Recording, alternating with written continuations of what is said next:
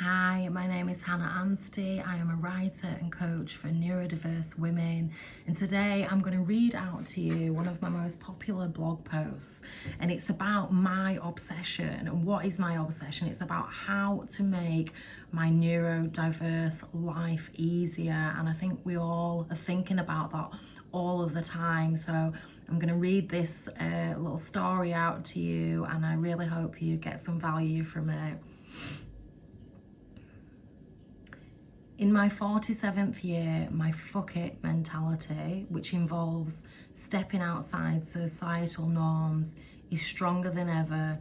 Now I'm more aware of my diverse needs and sensitivities.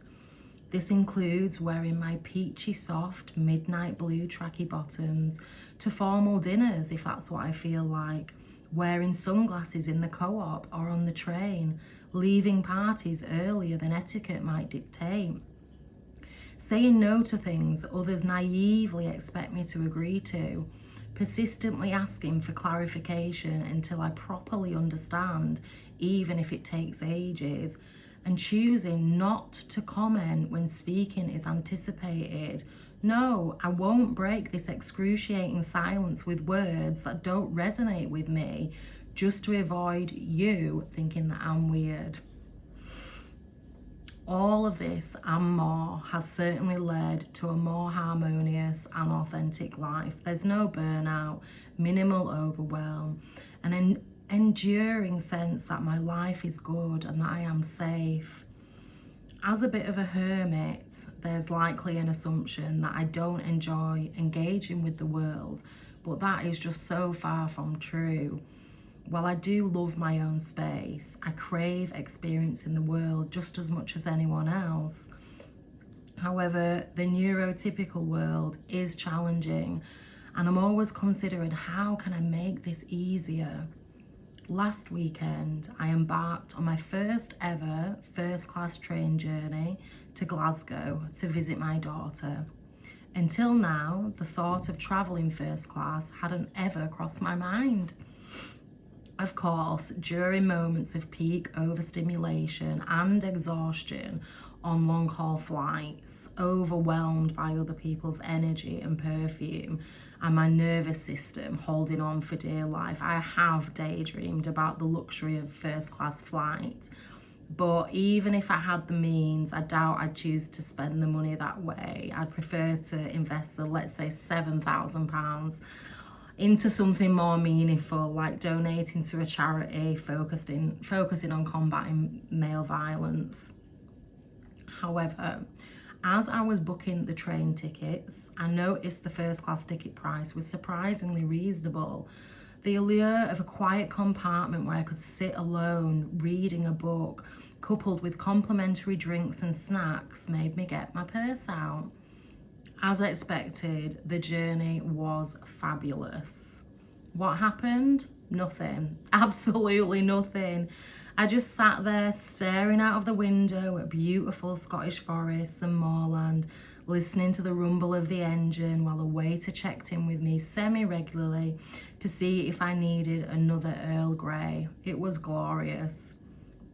First class travel certainly eases overstimulation, although I'm fully aware this is a privileged option that many couldn't consider, especially amidst a cost of living crisis. Anyway, I got thinking about other things which make my life easier. Spending time with my 26-year-old daughter is easy and effortless, and I do this as much as I can. Having lived together for 19 years, she understands my quirks. I don't need to explain why I can't visit certain cafes, bars, tube stations, or why I prefer to go to bed early. We spend most of our time together laughing or discussing our favourite obscure topics, from dystopian futures, one of our favourites, and organic skincare. It's fascinating to reflect on this. When you have a baby, your primary concern is doing a good job as a mother and keeping them safe, and you may not always succeed at either. What you rarely consider, at least I never did, is what happens once they've grown. The possibility that this relationship could become your easiest, most rewarding, and most precious one was unimagined. Spending time with my close friends and family is also easy. I'm fortunate to be surrounded by people who love and deeply respect me. Even when they don't completely understand my actions, they accept and support me regardless. I am so lucky. Nowadays, my friendships are made up of people who accept me for who I am and even celebrate my eccentricities. I've learned the importance of letting go of friendships that no longer align with my values or quite a lifestyle.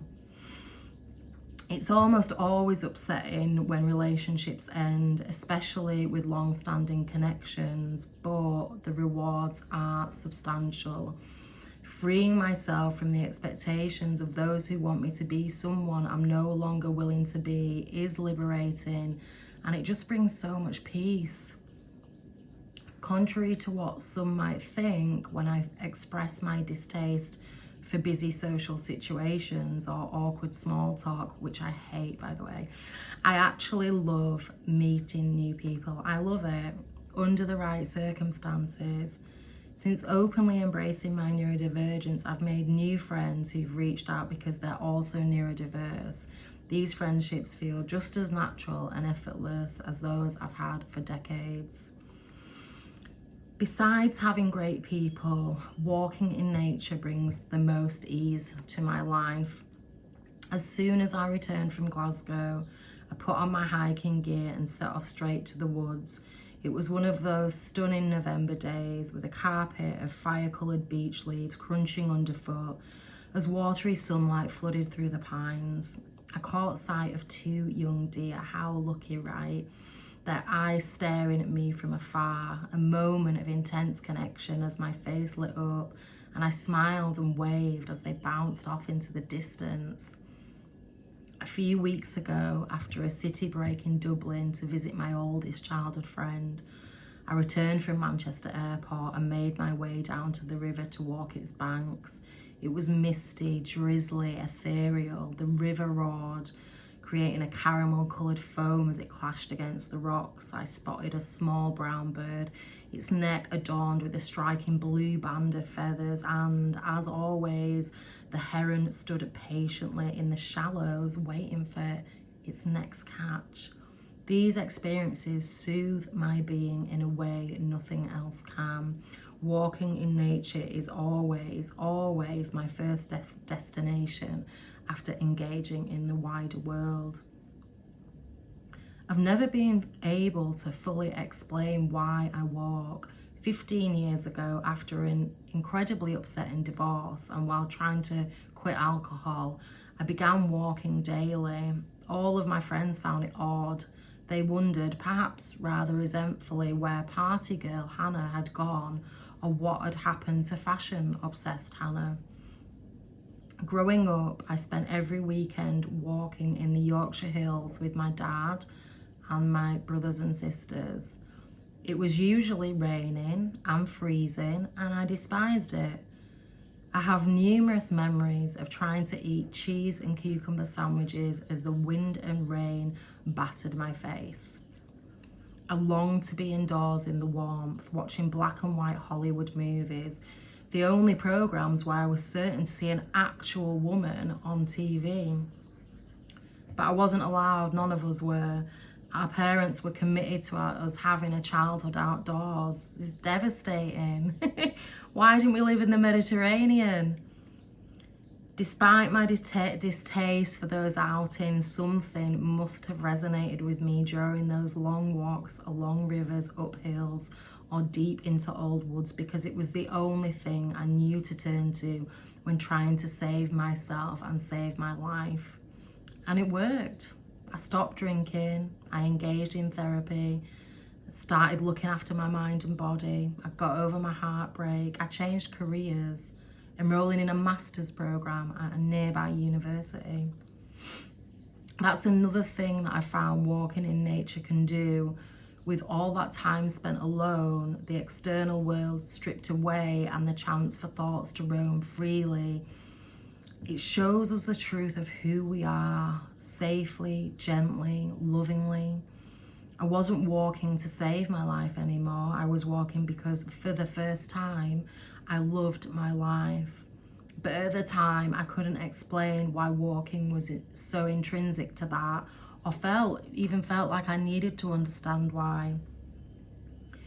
In the years that followed, I began to understand more. Besides keeping me reasonably fit, connecting with the powerful non-human world allowed me to tap into my essence, that pure part of oneself that emerges when everything else falls away. You're no longer a mother, a daughter, a sister, a friend, a writer, or a coach. You're just you. What a relief this is from the human condition and what nourishment it brings. I suppose this is what most would call finding your spirit. And recently, I've come to understand that I get so much value from walking also because of my neurodivergence, rhythm. I love how it flows through my body during a walk. As I put one boot in front of the other with no real destination in mind, it gathers up all the chaos from my nervous system, smooths it out and releases it into the air, setting me free. And yes, the smell of the forest is healing, and yes, the sound of the river is soothing, and I always walk in nature when I can. But I've found great benefits walking anywhere, even within a busy city, if that is all you have. There is a moment, sometime after setting off, when you feel your body fall into sync. Your shoulders drop, the tightness eases, and you realize everything's okay after all. First class travel is great, but it's these other simple elements, walking amidst nature or anywhere, and the companionship of those who accept and support us, that really make our lives so much easier. If you've got all the way to this bit, thank you so much for continuing to listen. So this was a blog post that I share on Substack. So I share these posts roughly every Sunday. So if you want to sign up, I write solely about the neurodiverse experience for women, usually middle-aged women, perimenopausal women, which is just a really unique experience. So you could sign up to Substack, and all that means is that you'll get one of my blog posts, essays for free delivered to you on a Sunday, and you can go in and comment, and you will actually be able to meet other neurodiverse women in the comments, which is amazing because we're all learning from each other. If you are a neurodiverse businesswoman, you can, if you fancy it, sign up for my free business strategies. I'll link all this below, because if we have neurodiverse minds, then following that mainstream neurotypical business advice is not going to work for us. It's going to leave us overwhelmed, burned out, and generally not enough money in the bank. Renewed thanks, sending love.